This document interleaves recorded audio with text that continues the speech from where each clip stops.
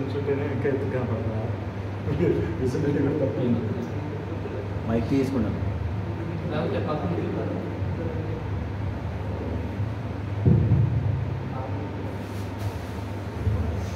సరే, కూడి వచ్చినటువంటి మీ అందరికీ కూడా మన ప్రభువును రక్షకుడైనటువంటి యేసుక్రీస్తు వారి శ్రేష్టమైనటువంటి నామంలో నా హృదయపూర్వకమైనటువంటి వందనాలు.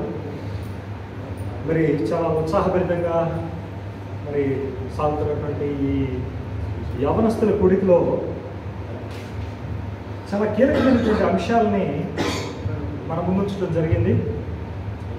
మరి సహోదరుడు బెన్నీ కావచ్చు, అదేవిధంగా సురేష్ కావచ్చు, మరి చాలా చక్కని అంశాలను ఈరోజు విశదీకరించడం జరిగింది. అయితే రేపు కూడా చాలా లోతైనటువంటి విషయాలు ఒక క్రమమైనటువంటి విధానంలో మనం నేర్చుకొని పోతా ఉన్నాం. మరి మీరు అందరూ భోంచేసి మరి చక్కగా ఇంత సెషన్ విన్నారు. నాకు చాలా ఆశ్చర్యంగా ఉంది, ఎవరికి నిద్రపోలేదు. అయితే తన ప్రజెంటేషన్ విషయంలో మరి తమ్ముడు సురేష్ మాత్రం చాలా అద్భుతమైనటువంటి పని చేశాడు.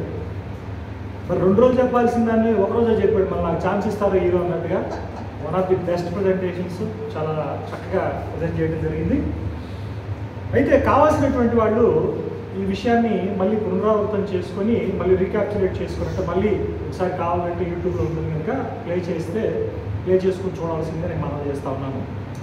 ఎందుకంటే మనల్ని చాలామంది సూటిగా అనుసరించుకుపోయినప్పటికీ కూడా మనకి చాలామంది నికోదేవి మిత్రులు ఉన్నారు.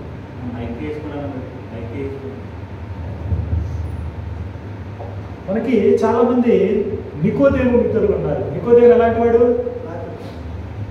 రాత్రి వేళ ప్రభుని వెళ్ళి కలుసుకున్నాడు. రాత్రి వేళ ఎందుకు తెలుసుకున్నాడు? పగలైతే ప్రాబ్లమా? పగలనుకో మరి ఆయన వెంబడిస్తున్నారు అని అంటే మరి ఒక రకమైనటువంటి వ్యతిరేక భావన అధికార వర్గంలో ఉంది ఆయన పట్ల కదా. అందుకని మరి నికోదేవు ఏం చేశాడు? సాయంత్రం వేళ ఎవరు చూడకుండా వెళ్ళి ప్రభుని కలిసి వచ్చినట్టు చూస్తా ఉన్నాం. అట్లాగే మనకు కూడా నికోదేవు లాంటి ఫాలోవర్స్ ఉన్నారు. వాళ్ళు కూడా ఏంటంటే చక్కగా యూట్యూబ్లో కానివ్వండి లేదా ఆడియో మెసేజెస్ ద్వారా కానివ్వండి వింటూ మనలో ఉన్నటువంటి లేదా మనం ప్రకటించేటువంటి సత్యానికి వాళ్ళు కూడా మరి ఒక రకమైనటువంటి సమ్మతిని అనుసరించేటువంటి వైనాన్ని వాళ్ళు కలిగి ఉన్నారు. సరే, ఇది మనం గుర్తిరిగి మనం వాళ్ళ కోసమని చాలా విషయాలు మనం అందుబాటులో పెట్టవలసినటువంటి అవసరం కూడా ఉంది. ఇంతకీ మన థీమ్ ఏంటి ఈరోజు? దండన అంటే ఇంగ్లీష్లో పనిష్మెంట్. ఓకే, ఏంటంటే పనిష్మెంట్ వెనక ఏముందంట? ఈ కాన్సెప్ట్ని మనం స్టడీ చేయాలి అనుకున్నప్పుడు మనం జడ్జిమెంట్ అనేటువంటి కాన్సెప్ట్ని మనం చూడాల్సినటువంటి అవసరం ఉంటుంది బైబిల్లో. ఏంటి కాన్సెప్ట్? ఏంటి? జడ్జిమెంట్. ఈ జడ్జిమెంట్ అనేటువంటిది ఒక స్థూలమైనటువంటి పదం. అంటే it's like an umbrella term, చాలా బ్రాడ్గా ఉందన్నమాట దీంట్లో. ఈ జడ్జిమెంట్ అనేటువంటి దాని మీద 2010 సంవత్సరం అనుకుంటాను జేమ్స్ హామిల్టన్ అనేటువంటి ఆయన ఒక రీసెర్చ్ చేసి ఒక పుస్తకాన్ని ప్రింట్ చేశారు. జేమ్స్ హామిల్టన్ అనుకుంటాను పేరు, లేదా హామిల్టన్ అనేది గుర్తుపెట్టుకోండి. జేమ్స్ హామిల్టన్ అనేది మీకు అమెరికాలో కూడా ఉంటుంది. దాదాపు ఎవరైనా కొనాలనుకుంటే 3,500 రూపాయలు పుస్తకం. అది అంటే ఇండియన్ రేట్ అది. అయితే దాంట్లో ఆయన the God's glory in salvation through judgement అని దాని టైటిల్ పెట్టాడు. ఏంటంటే నేను చెప్పింది జాగ్రత్తగానండి. The God's glory in salvation through judgement. రక్షణలో దేవుని మహిమ అనేటువంటిది తీర్పుల ద్వారా బయటపడుతుంది అనేటువంటి విషయాన్ని అతడు పరిశోధన పూర్వకంగా రాశాడు. It's a wonderful theme. ఈ జేమ్స్ హామిల్టన్ ఏమంటాడంటే ఈ అంశం ఏదైతే ఉందో, ఈ తీర్పు అనేటువంటి అంశం, అది ఐసోలేటెడ్గా చూడాల్సింది కాదు. తీర్పు రక్షణ అనేటువంటిది నాణ్యానికి ఉన్నటువంటి 2 వైపులు లాంటిది బిబిలికల్ థియాలజీలో అని అంటాడు. ఈ పాయింట్ చాలా జాగ్రత్తగా గమనించండి. Note this point very careful. ఇప్పుడు నాణ్యం తీసుకున్నాము. నాణ్యానికి ఏమంటే అచ్చు బొమ్మ, అచ్చు బొడుసు అని అంటున్నాం కదా, అచ్చు బొమ్మ. ఈ 2 వైపులు కలిస్తేనే కదా నాణ్యం. ఒక సైడ్ సొత్తుగా ఉందనుకోండి, అరిగిపోయింది అనుకోండి, తీసుకుంటాడా? ఎవరు తీసుకోరు. ఏం చేయాలి? కంపల్సరిగా 2 వైపులా స్పష్టంగానే ఉండాలి. అలాగా బిబ్లికల్ థియాలజీలో చాలా స్పష్టమైనటువంటిది ఆది కాండం దగ్గర నుంచి కూడా ప్రకటన గ్రంథం వరకు కూడా వ్యాపించి ఉన్నటువంటి ధోరణి లేదా దృక్పథం అనేటువంటిది ఏంటయ్యా అంటే సాల్వేషన్ అండ్ జడ్జ్మెంట్, లేదా జడ్జ్మెంట్ అండ్ సాల్వేషన్. ఈ రెండు కూడా ఒక నాణ్యంగా పోతూ ఉంటాయి అనేటువంటి విషయాన్ని మనం గమనించాలి.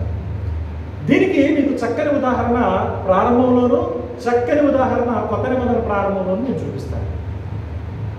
అప్పుడు మీకు దేవుని యొక్క నేచర్ ఏంటి, లేకపోతే ఆయన యొక్క క్యారెక్టర్ ఏంటి అనేటువంటి విషయాలు మనకి బోధపడతా ఉంటాయి అన్నమాట. మనం ఆదికాండం చూద్దాం. ఆదికాండం చూసినప్పుడు మొదటి 3 అధ్యాయాల్లోనే మనకి దూరంగా కనపడతా ఉంటుంది. ఆదికాండం మొదటి అధ్యాయము 26, 27, 28 వచనాలు కనుక మనం చూస్తే అక్కడ దేవుడు నరుని తన స్వరూపమందు తన పోలిక చొప్పున చేసినట్లుగా మనం చూస్తాం. తర్వాత అతన్ని మీరు ఫలించి విస్తరించి భూమిని నిండించండి అనేటువంటి అజెండాని ఇవ్వడం చూస్తాం. అదే వాక్య భాగంలో చివరి మనం చూసినప్పుడు క్రియేషన్ ఆస్పెక్ట్ అంతా కూడా అయిపోయిన తర్వాత దేవుడు చూసినప్పుడట సమస్తమును కూడా ఎలా ఉందంట, మంచిదిగా ఉన్నట్లుగా చూడటం అనేటువంటి జరిగింది. So when God created everything it was good and perfect. చాలా స్పష్టంగా చెప్తాను ఆ మాట. అయితే తర్వాత ఏమవుతుంది, మనం మొదటి అధ్యాయంలో ఏం చూస్తున్నాము అనేటువంటి విషయాన్ని గమనిస్తే మొదటి అధ్యాయంలో మానవుని యొక్క నిర్మాణం లేదా సృష్టి చూసిన తర్వాత దేవుడు అతన్ని ఆశీర్వదించి మీరు ఫలించాలి విస్తరించాలి అనేటువంటి దీవెన ఇచ్చినట్టుగా మనం చూసాం. అయితే రెండో అధ్యాయం దగ్గరికి వచ్చేసరికి ఏమవుతుంది, అక్కడ 2-3 అధ్యాయంలో మనం ఏం చూడగలుగుతున్నాము, ఇది కనుక గమనిస్తే మనకి ఆశ్చర్యమే మారదు. అక్కడ దేవుడు ఏం చేస్తున్నాడు అని అంటే ఏదైనాలో మరి సమస్త వృక్ష ఫలాన్ని మీరు తినొచ్చు, కానీ మంచి చెడ్డలు తెలియనిచ్చు వృక్ష ఫలాన్ని మీరు తినకూడదు అనేటువంటి నియమావళిని ఏర్పాటు చేయటం. 3వ అధ్యాయానికి వచ్చేసరికి 3వ అధ్యాయంలో మరి త్వరపడి అంటే మొదటి 14 వచనాలు మనం గమనించినప్పుడు స్థూలంగా చెప్తున్నాను, ఎందుకంటే ఎక్కువ సమయం నాకు ఇక్కడ వెచ్చించడం ఇష్టం లేదు కనుక మనం చెప్పుకోవాల్సినటువంటి ఒక దృక్పథం అనేటువంటిది లోతుగా ఉన్నది అనేటువంటి విషయాన్ని మనం స్ఫురించడం కోసం ఇక్కడ ప్రారంభిస్తూ ఉన్నాం. మధ్యలో మాట్లాడుతున్నటువంటి విషయాలు ఉంటాయి. ఈ మొదటి 14 వచనాలు మనం 3వ అధ్యాయాన్ని గమనించినప్పుడు అక్కడ అవ్వ మోసపోయి మరి దేవుడు తినకూడదు అని చెప్పినటువంటి వృక్ష ఫలాన్ని తిన్నటువంటి వైనాన్ని మనం చూస్తాం. తర్వాత అక్కడ ఏం జరుగుతుంది 14వ వచనం నుంచి కనుక మీరు గమనిస్తే అక్కడ వాళ్ళ మీదకి జడ్జిమెంట్ అనేటువంటిది వస్తుంది. ఏమొస్తుందండి, వాళ్ళ మీదకి జడ్జిమెంట్ అనేటువంటిది వస్తుంది. ఏమనే జడ్జిమెంట్ ఏంటంట, ఒకసారి 14వ వచనం చూద్దాం. చూడండి, అంతటా దేవుడైనటువంటి యెహోవా సర్పముతో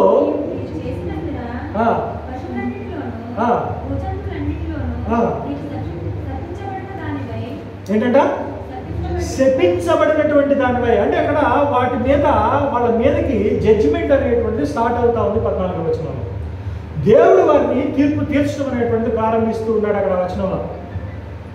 ఇక అక్కడ నుండి మీరు కనుక చివరి వరకు కనుక మీరు గమనిస్తే 23 వాక్య భాగాల వరకు కూడా మీరు గమనిస్తే అక్కడ ఏం జరుగుతుందంటే చివరికి 23వ వాక్య భాగం దగ్గరికి వచ్చేసరికి వాళ్ళని వెళ్ళగొట్టబడుతున్నట్టుగా, అంటే వాళ్ళని ఆ ఏదైనా తోటలో నుంచి వెళ్ళగొడుతున్నట్టుగా మనం చూస్తాం.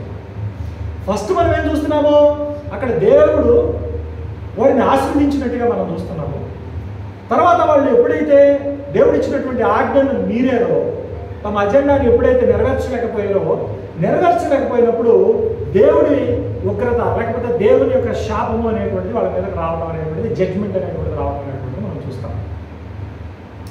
అంతేకాకుండా 15వ వాక్య భాగం దగ్గర నుంచి మనం గమనించినప్పుడు సైమల్టేనియస్గా అక్కడ రెస్టోరేషన్ అనేటువంటిది కూడా, అంటే మనం సంస్కరించేటువంటి ఉద్దేశం కూడా మరియు ప్రాయశ్చిత్తమైనటువంటి మార్గాన్ని కూడా అక్కడే ప్రవేశపెడుతున్నట్టుగా మనం 15వ వాక్య భాగంలో కూడా మనం చూస్తాం. అంటే ఇక్కడ ఏం జరుగుతుంది మీరు చాలా జాగ్రత్తగా గమనిస్తే, మనిషిని మంచిగా దేవుడు క్రియేట్ చేశాడు. పాపము అనేటువంటిది ఎప్పుడైతే మనం చేస్తున్నామో ఆ పాపము చేసిన దాన్ని బట్టి అక్కడ ఏమవుతుంది, పనిష్మెంట్ అనేటువంటిది వస్తున్నట్టుగా మనం చూస్తూ ఉన్నాం. ఆ పనిష్మెంట్తో పాటుగా ఆయన కరుణాధారం బయలుపరిచేటువంటి మార్గాన్ని కూడా అక్కడే ఏర్పాటు చేస్తున్నట్టుగా, ఇది బృహత్తరంగా ఉన్నట్టుగా మనం అక్కడ గమనించవచ్చు. కాబట్టి ఒక వచనాన్ని మాత్రమే తీసుకొని మనం దీపావళి పండుగలు చేసుకోవాల్సినటువంటి అవసరం లేదు, గంటల తరబడి ప్రసంగాలు చేయాల్సినటువంటి అవసరం లేదు. అక్కడ థీమ్ అనేటువంటిది ఏ విధంగా ఉంది అనేటువంటి విషయాన్ని మనం సమగ్రంగా పరిశీలించాల్సినటువంటి అవసరం అనేటువంటిది ఉంది.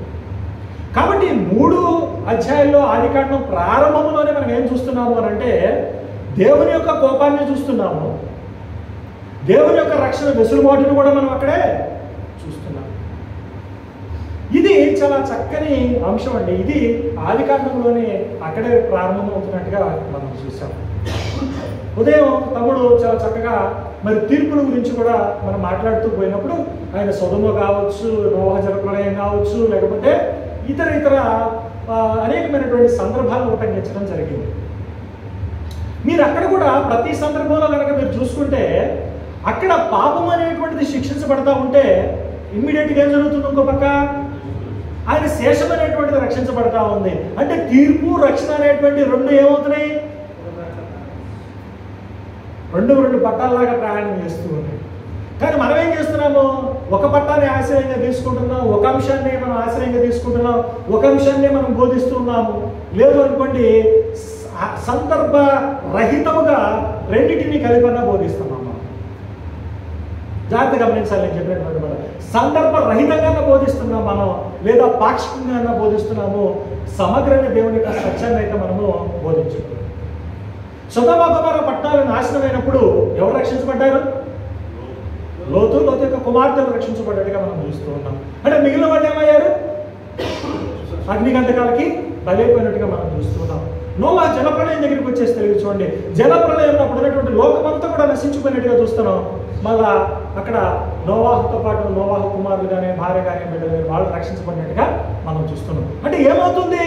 ఎక్కడ తీర్పు తీర్చబడతా ఉందో ఆ తీర్పు తీర్చబడుతున్నటువంటి టైంలో దేవుని యొక్క కరుణాధారం కూడా బయలుపరచబడి ఏమవుతున్నారు?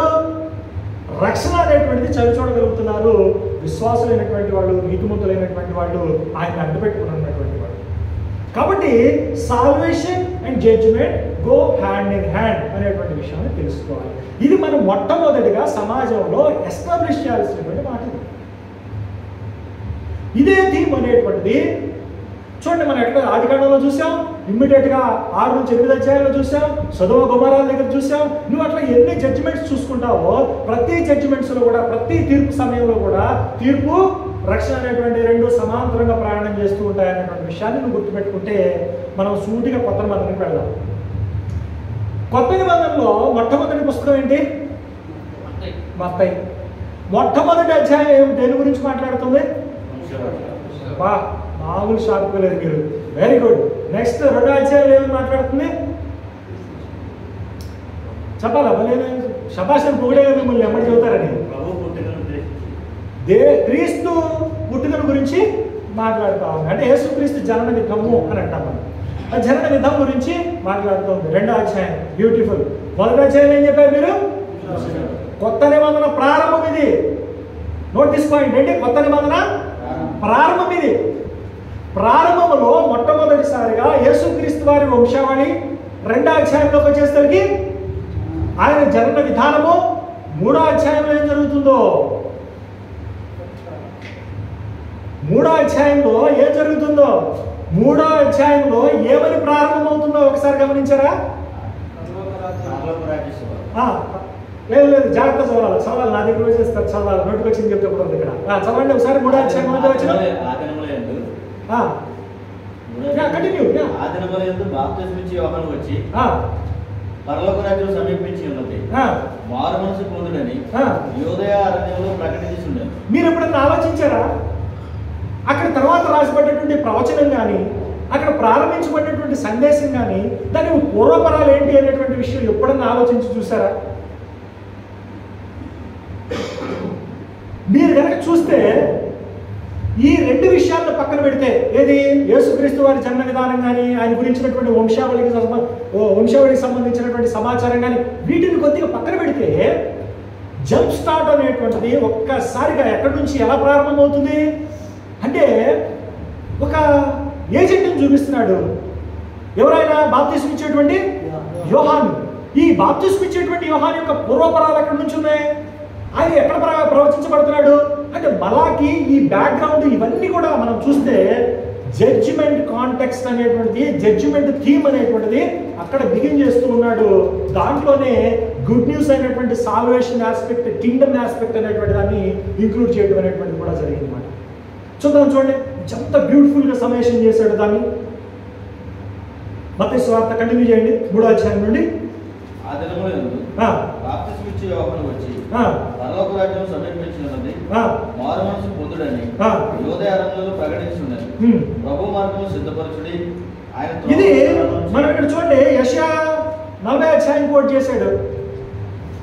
దీనికి ప్రొఫెటిక్ బ్యాక్గ్రౌండ్ కనుక మాట్లాడాలి అంటే ఈ జడ్జిమెంట్ కాంటెక్స్ట్కి చాలా టైం పడుతుంది. బట్ జస్ట్ గుర్తుపెట్టుకోండి, మెసేజ్ అనేటువంటిది ఫస్ట్ ఎలా స్టార్ట్ అయింది? పరలోక రాజ్యము సమీపించి ఉన్నది, మారు మనసు పొందండి అన్నాడు. అసలు మారు మనసు పొందాల్సినటువంటి అవసరం ఏంటి? ఇక్కడ పరలోక రాజ్యం వచ్చేసింది, ఎమ్మటి చేరండి అని చెప్పొచ్చు కదా. మారు మనసు దేనికి రిక్వైర్ అవుతుంది? ఒకసారి ఆలోచించండి, ఎందుకు మారాలి అంటే దీని యొక్క కంటిన్యూషన్ కనుక మీరు గమనిస్తే ఏం మాట్లాడుతున్నాడో చూడండి. ఒకసారి మీరు 6-7 వచనాల దగ్గర నుంచి జాగ్రత్తగా వెళ్ళండి. ఒక్కొక్క వచనాన్ని నేను ఎక్స్ప్లెయిన్ చేయాలంటే సమయం పడుతుంది. మీకు థీమ్ చెప్తాను, ఆ థీమ్ ప్రకారం మీరు ఆలోచించుకుంటూ ముందుకు వెళ్ళిపోవచ్చు. చూడండి 6-7 వచనాలు 3వ అధ్యాయము. తమ పాపములు ఒప్పుకొనుచు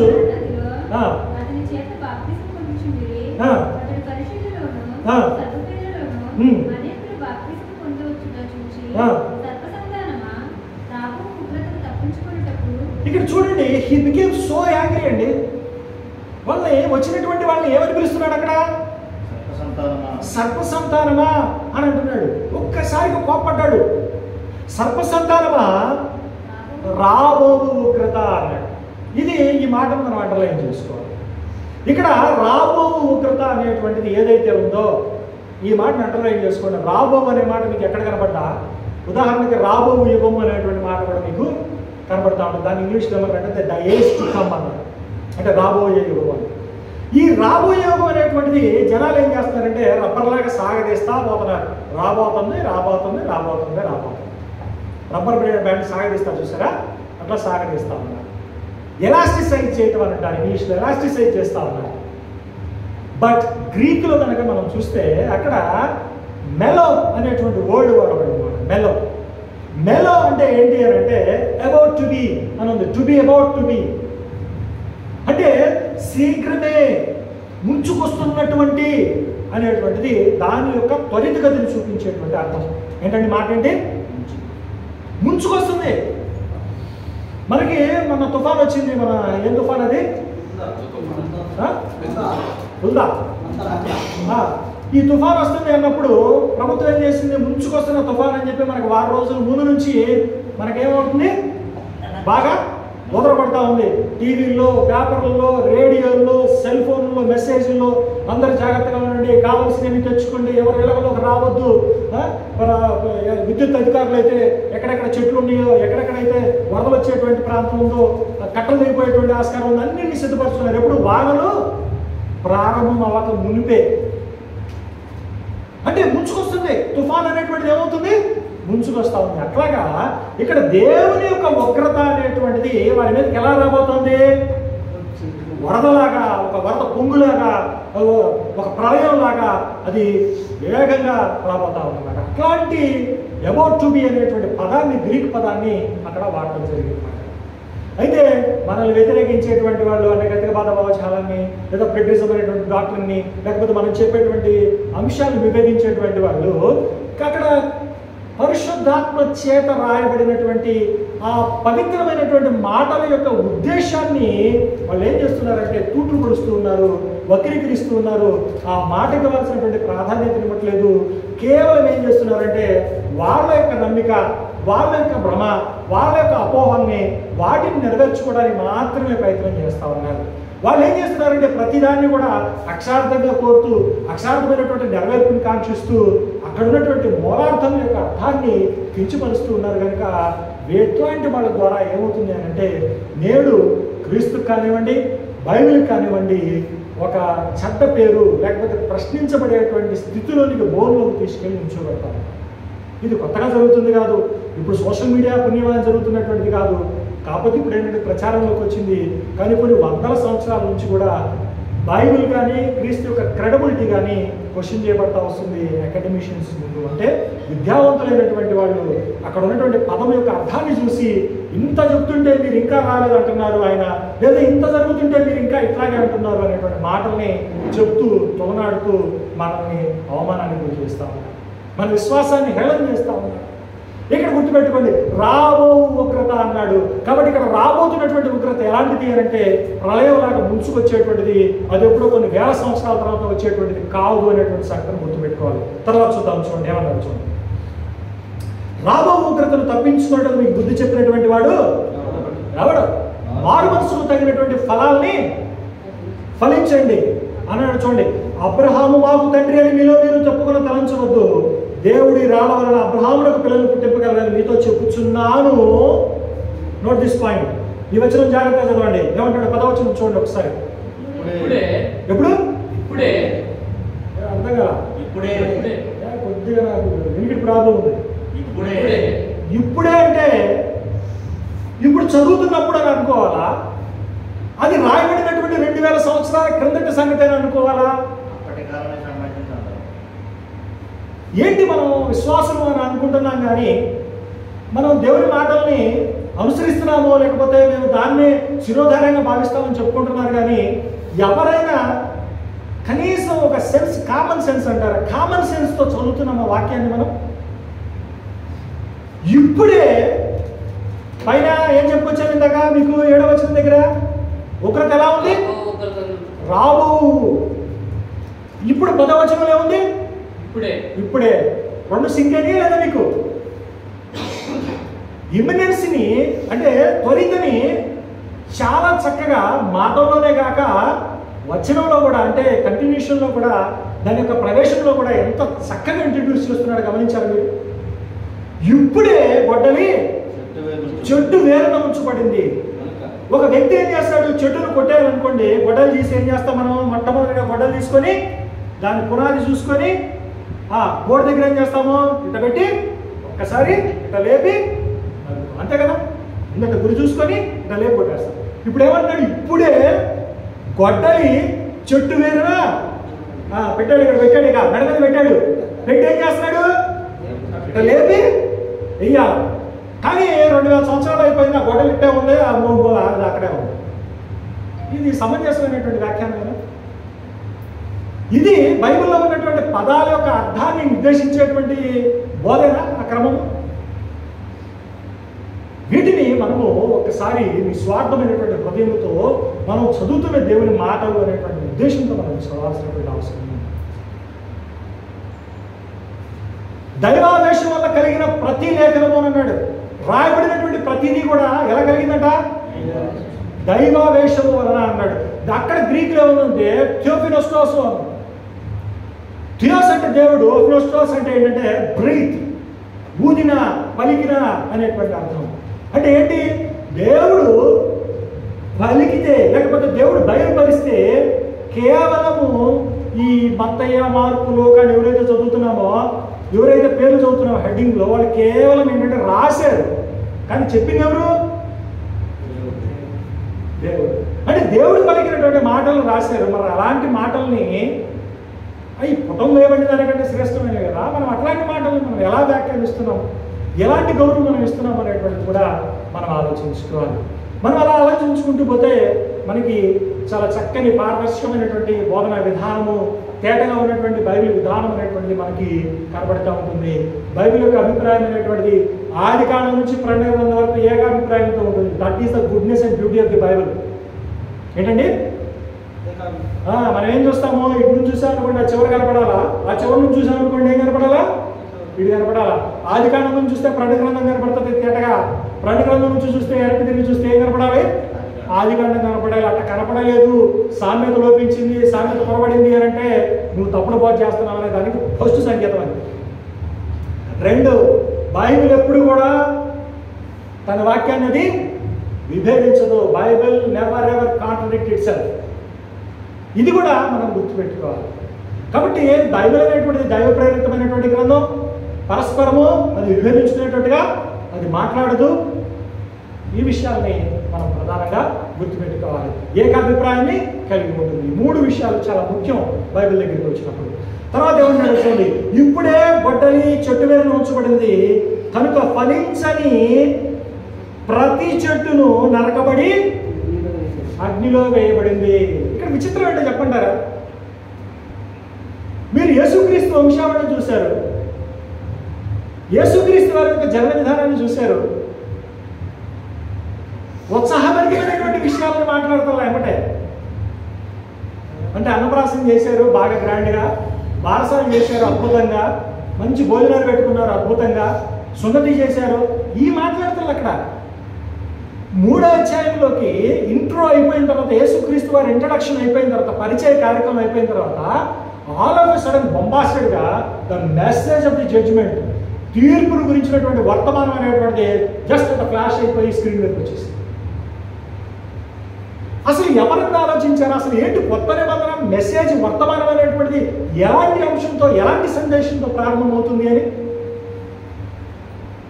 ఇది మనం చాలా జాగ్రత్తగా గమనించాలి. అంటే 1వ శతాబ్ద కాలంలో బైబిల్ రాయబడే సమయానికి తీర్పు అనేటువంటి వారి మీదకి ముంచుకొస్తా ఉంది. వాళ్ళు దాన్ని ముంచుకొస్తున్నటువంటి తీర్పుల నుండి వాళ్ళు రక్షణ పొంది వాళ్ళు దేవుని రాజ్యంలోకి ప్రవేశించాలి అనేటువంటి prime agenda of the first century disciples and teachers. 1వ శతాబ్దంలో ఉన్నటువంటి క్రైస్తవుల, లేకపోతే 1వ శతాబ్ద కాలంలో మరి ప్రభువారి బోధ కావచ్చు, ఆయన శిష్య బృందం యొక్క సందేశం కావచ్చు. ఏంటది? ఆ ముంచుకొస్తున్నటువంటి తీర్పు నుండి మీరు రక్షణ పొంది దేవుని రాజ్యంలోనికి ప్రవేశించాలి అనేటువంటి మూలమైనటువంటి వర్తమానం. కాబట్టి ఇంత కీలకమైనటువంటి వాక్య భాగం, ఇంత కీలకమైనటువంటి సందేశాన్ని మనం ఎందుకు విస్మరిస్తున్నాము? ఎందుకని మనం పదే పోస్ట్ పోన్ చేసుకుంటూ వస్తున్నాము? బయట ఎందుకు రకరకాలైనటువంటి బోధలతో జనాల్లో ఒక రకమైనటువంటి నిష్ఫలమైనటువంటి నిరీక్షని మనం ప్రవేశపెడుతున్నాము అనేటువంటి కూడా మనం ఆలోచించుకోవాల్సినటువంటి అవసరం ఉంది. ఒక విషయం చెప్పాలి అంటే, కొత్త నిబంధనలో ప్రతి 12 వచనాలు 13 వచనాల్లో ఒక వచనం అనేటువంటి పాత నిబంధన నుంచి వస్తా ఉంది. కాబట్టి నువ్వు కొత్త నిబంధనని అర్థం చేసుకోవాలన్నా, వ్యాఖ్యానించాలన్నా దాని మూలాలు పాత నిబంధనలో ఉంటాయనేటువంటి విషయం తెలుసుకున్నంత వరకు కూడా నువ్వు ఆ విషయంలో న్యాయం చేయలేవు. కొత్త నిబంధనకి సరైనటువంటి అర్థాన్ని, నిర్వచనాన్ని కూడా చెప్పలేదు. ఎందుకంటే తమ్ముడు చాలా చక్కని మాట చెప్పాడు. పాత నిబంధనలో ఉన్నటువంటి హీబ్రూల భాషా శైలి నీకు తెలియాలి. పాత నిబంధనలో ఉన్నటువంటి ప్రవచన విశిష్టత నీకు తెలియాలి. ఆ బోధ ఎట్లా ఉంది అనేటువంటిది తెలియాలి. ఏ పట్టణాన్ని గురించి, ఏ దేశాన్ని గురించి ఏం మాట్లాడాలని నీకు తెలియాలా, దాని కాంటెక్స్ట్ తెలియాలా, ఎందుకు అలా చెప్పేదో తెలియాలి. అప్పుడే నీకు కొత్త నిబంధన మరింత అర్థవంతంగా, తేటగా నీకు కనబడుతూ ఉంటుంది. తర్వాత వచనాన్ని కూడా మనం చూద్దాం. చూడండి, 10వ వచనం అయిపోయిన తర్వాత మళ్ళీ చూద్దాం. చూడండి, 12వ వచనం చదవండి సూటిగా. మళ్ళీ అయిపోదా? 10వ వచనంలో రాబో ఉగ్రత అన్నాడు, సారీ 7వ వచనంలో రాబో ఉగ్రత అన్నాడు, 10వ వచనంలో ఇప్పుడే అన్నాడు. ఇప్పుడేమన్నాడు? 12వ వచనంలో చేతిలో ఉంది అంటే ఎంత దూరం పట్టిందండి? ఆయన చేట అంటే ఆయన చేతిలో ఉందంట. ఆయన తన కళ్ళమును బాగుగా శుభ్రం చేసి, తన కళ్ళమును బాగుగా శుభ్రం చేసి గోధుమలను కొట్టులో పోసి మళ్ళీ అగ్ని అనేటువంటిది రెండోసారి ఇక్కడ ప్రవేశపెట్టాడు. చూడండి, మనకి పాఠ్యాంశాలు మనకి చెన్నైలో బోధించినప్పుడు మనకి అక్కడ గ్రీకులో ఆయన చేట ఆయన చేతిలో ఉంది అన్నప్పుడు రాడ్స్టోస్ గారు చాలా చక్కగా ఆ చేట అనేటువంటిది ఎట్ట పట్టుకునే చేట కాదు అనేటువంటి విషయాన్ని ఆయన చాలా చక్కగా ఎక్స్ప్లెయిన్ చేశారు. గ్రీకులో ఎలాంటి పనిముట్టు అనేటువంటిది అక్కడ మెన్షన్ చేయబడింది అనేటువంటి విషయం మీద ఒక 10 నిమిషాలు బాగుంది చెప్పడం జరిగింది. యూట్యూబ్లో చూడవచ్చు. కర్ర పొడుగ్గా ఉండి తెడ్డులాగా ఉంటుంది చూసారా? కర్ర పొడుగ్గా ఉంటుంది, దానికి చివర అట్లా వైడ్గా అట్టలాగా ఉంటుంది. ఎప్పుడైనా మనం మున్సిపాలిటీ వాళ్ళు ఊడుస్తూ ఉంటారు చూడండి, కర్ర ఉండి చివర చీపురు ఉంటుంది చూడండి, పొడుగ్గా వెడల్పుగా ఉంటుంది తెడ్డులాగా. అట్లాంటి పాత్ర అంటే అట్లాంటి పనిముట్టు, ఇట్లా వెడల్పుగా పనిముట్టు తీసుకొని దాన్ని ఏం చేస్తూ ఉంటారు? ఇట్లా గోధుమలని కానీ ఇట్లా ఇట్లా ఇట్లా లేపి ఇట్లా ఇసురుతారు. ఇసిరినప్పుడు తప్పతాలు ఎగిరి పక్కకి వెళ్తుంది, గోధుమలు ఒడ్డు కింద పడతాం. సో అలాంటి పనిముట్టు రాశాడు. కానీ అలాంటి పనిముట్టు మనం వాడడం కనుక మనకందరికి అర్థం కావాలంటే ఏమని రాయాలి? అక్కడ చాట అని రాశాడు. కానీ గ్రీకులో రాబట్టేటువంటి పదం, మూల పదం, వాడు వాడేటువంటి పనిముట్టు వేరు. ఆయన చేతిలోనే ఉందంట. మరి చేతిలో ఉన్నటువంటి వాడికి విసర్జన ఎంతసేపు? గొడ్డలి ఓడి మీద పెట్టినటువంటి వ్యక్తికి నరకడం ఎంతసేపు? చూసారా అక్కడ పదాలు ఎంత స్పష్టంగా ఎంత త్వరితగతిని సూచిస్తూ ఉన్నాయి. తర్వాత ఏమన్నాడు చూడండి, ఆయన గోధుమలంతా కొట్టులో పోసుకొని ఆరు అగ్నితో పొట్టును కాల్చివేనని వారితో చెప్పారు. ప్రారంభంలోనేమో పరలోక రాజ్యం సమీపించి ఉన్నది అనేటువంటిది good news. The news is about salvation, రక్షణ గురించింది. తర్వాత నుంచి ఈ రక్షణ అనేటువంటిది అందరినీ అందుబాటులోకి తీసుకురావాలి అంటే, రక్షణ అనేటువంటి దాని యొక్క వాల్యూ తెలియాలంటే ఈ రక్షణ అనేటువంటిది దేని ద్వారం ఉన్నదాన్ని వెళ్ళాలా? జడ్జిమెంట్, తీర్పు అనేటువంటి ముఖద్వారం గుండా ప్రవేశించాలి. అందుకని రక్షణ తీర్పు అనేటువంటివి they both go hand in hand. అందుకనే ఒక్క కాంటెక్స్ట్లోనే ఒక్క సందర్భంలోనే ఈ రెండు అంశాలు కూడా సమాంతరంగా చర్చించబడుతూ ఉంటాయి. ఇది బైబిల్లో ఆదికాండం దగ్గర నుంచి ప్రకటన గ్రంథం వరకు కూడా ఏకతాటిగా నడిచేటువంటి ధోరణి. ఇది చాలా కీలకమైనటువంటి. కాబట్టి దేవుని సంకల్పం ఏమిటయ్యా అని అంటే, తీర్పుల ద్వారా దేవుని సంకల్పం ఏంటి అంటే రక్షణ అనేటువంటి. రక్షణ అనేటువంటిది ఎలా బయలుపరచబడుతుంది అంటే త్రూ జడ్జ్మెంట్ అనేటువంటి మనం గుర్తుంచుకోవాలి. అందుకనే మీరు కనుక గమనిస్తే మత్తయి సువార్త 25వ అధ్యాయంలో మేకలు గొర్రెలు తీర్పు సింహాసనం ఎదురుగా పోగు చేయబడటం, గొల్లవాడి గొర్రెల నుంచి మేకలని గొర్రెలు వేరు చేసినట్టుగా చేయటం అన్ని చదువుతారు కదా. చదివిన తర్వాత ఆయన గొర్రెలను చూసి ఏమంటున్నాడు, లేదా కుడివైపు ఉన్నటువంటి వారిని చూసి ఏమంటున్నాడు చూడండి ఒకసారి. ఏమనుందో, లోకము పుట్టినది మొదలుకొని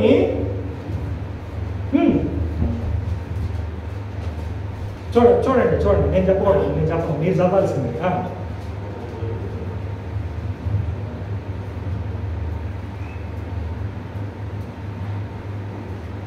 20వ అధ్యాయము 34గా చూడండి.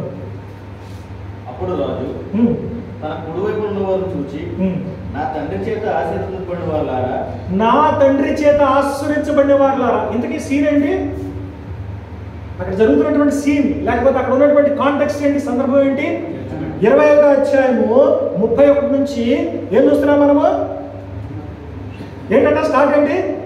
మనిషి కుమారుడు ఆయనతో కూడా తన మహిమలో రావడం చూస్తున్నాం మనం. ఆయన తీర్పు తీర్చుకోవడం అనేటువంటి విషయాన్ని మనం చూస్తున్నాం. అక్కడ కుడివైపు ఉన్నటువంటి వారిని చూసి, నీతిమంతులైనటువంటి వారిని చూసి ఏమంటున్నాడు? నా తండ్రి చేత ఆశ్రయించబడిన వారులారా, లోకము పుట్టినది మొదలుకొని నీ కొరకు సిద్ధపరిచినటువంటి ఏంటది రాజ్యం ఎప్పుడు సంతరించుకుంటా? ఏ గేటు గుండా వెళ్ళాలి నువ్వు? తీర్పు అనేటువంటి జడ్జిమెంట్ అనేటువంటి గేట్వే ద్వారా నువ్వు పాస్ అవ్వాల్సినటువంటి అవసరం ఉంది. ఎక్కడ దేవుని ఉగ్రత కుమ్మరించబడతా ఉంటుందో అక్కడ నుంచి ఏమవుతుంది?